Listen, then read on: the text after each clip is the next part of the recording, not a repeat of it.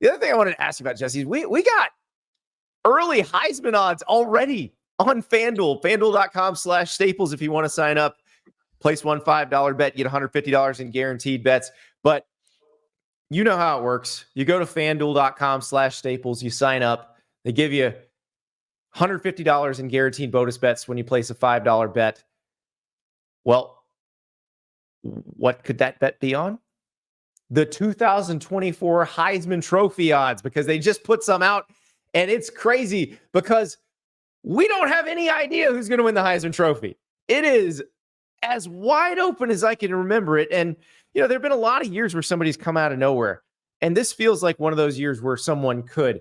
But the favorites we know, but there's no favorite that we're supremely confident in. Like last year, you know, Caleb Williams was coming back. He just won. Now, if you know the history of the Heisman Trophy, you're probably not betting on a repeat winner because Archie Griffin's the only one. But Jaden Daniels had crept up. Now, he wasn't the second or third this time last year, but by preseason he was. But this one's really interesting because you've got Texas QB Quinn Ewers at the top of the list and Carson Beck at Georgia. They're both plus 750, which means you bet $100 to win $750. This is a long list. I put a tweet out where I had 4 screenshots.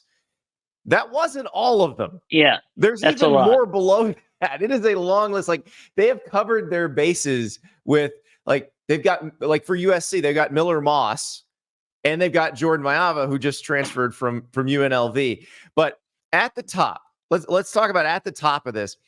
Quinn Ewers plus 750, Carson Beck plus 750. Those are your front runners.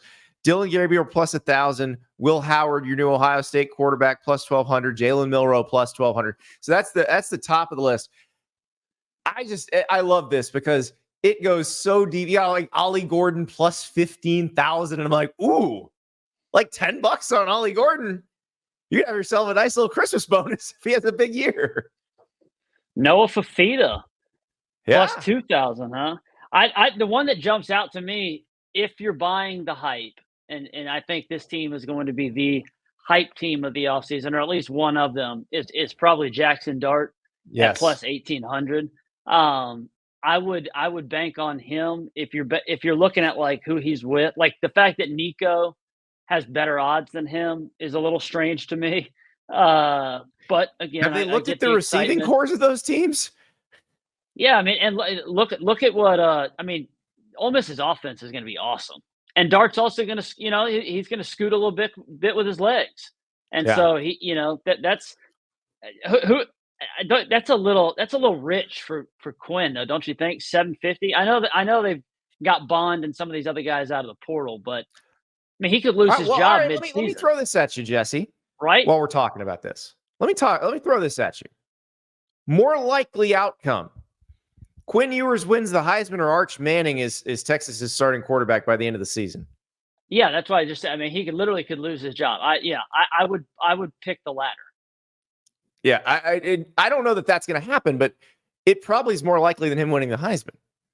Right. Whereas Carson Beck is, you know, he is the guy at Georgia. You know, Milroe is going to be the guy.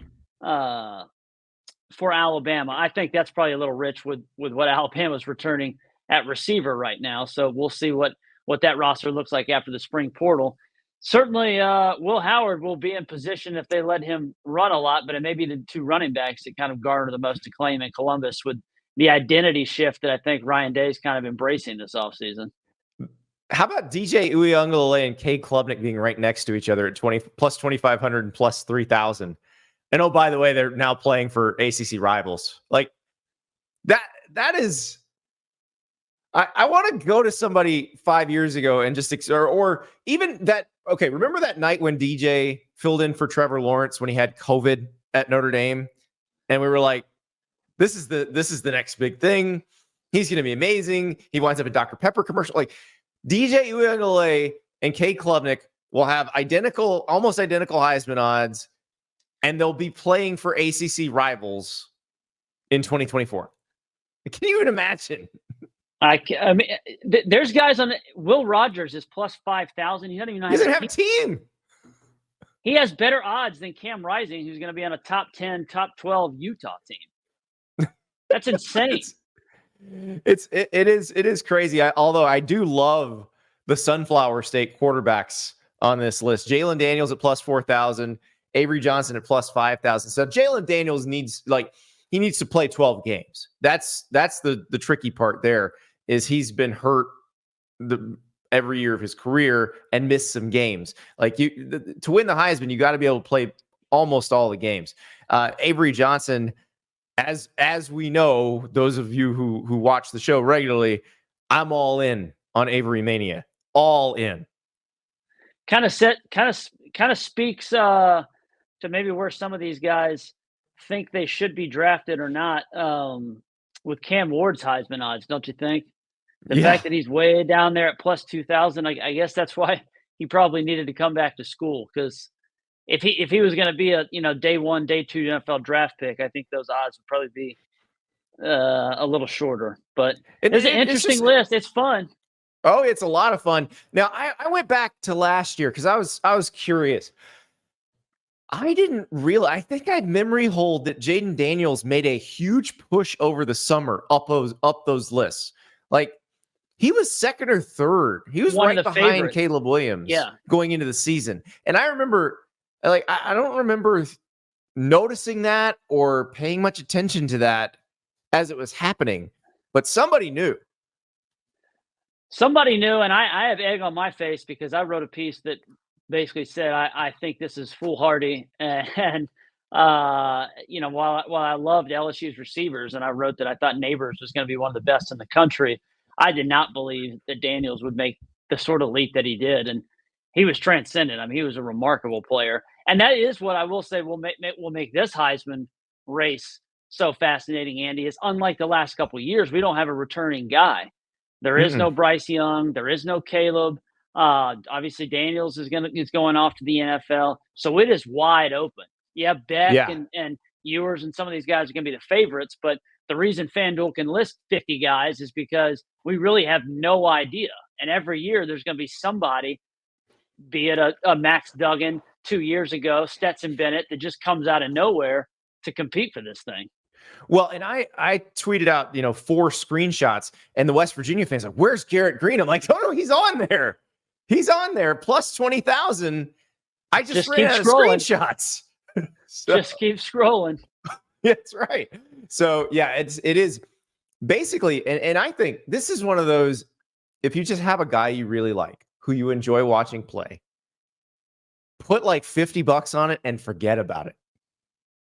And then see what, like if he blows up, you're going to get that email or you're going to get that message in your app.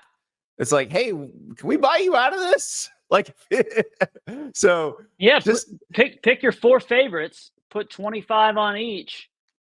Hey, ride it out and say, have some fun.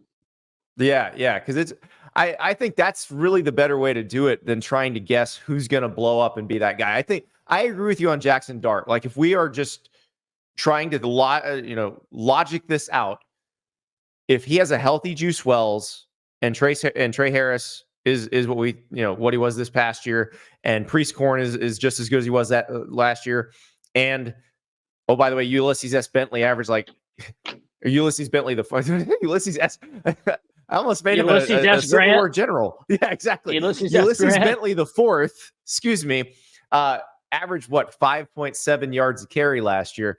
So if that offense is what we think it's going to be, the Jackson Dart thing makes a lot of logical sense. It is really hard to logic puzzle the rest out. Like, I was very big on Carson Beck going into last season because people, he was down the list.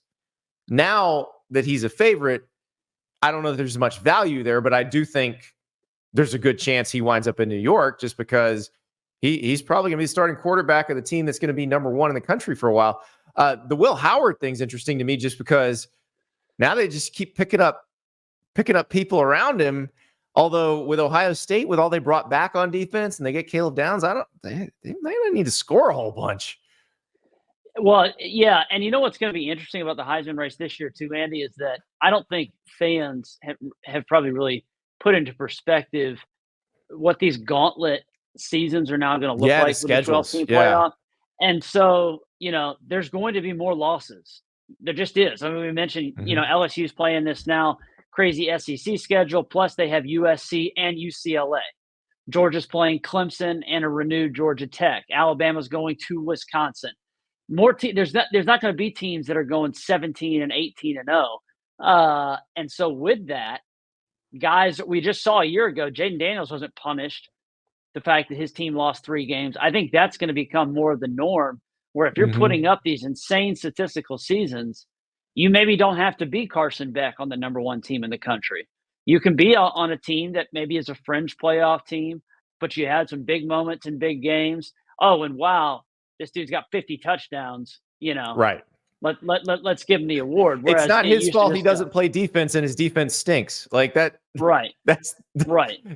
That's what everybody had to come to grips with last year. And I got all those tweets. You can't give it to a guy whose team lost 3 games. I'm like, he doesn't play defense. What do you want from me?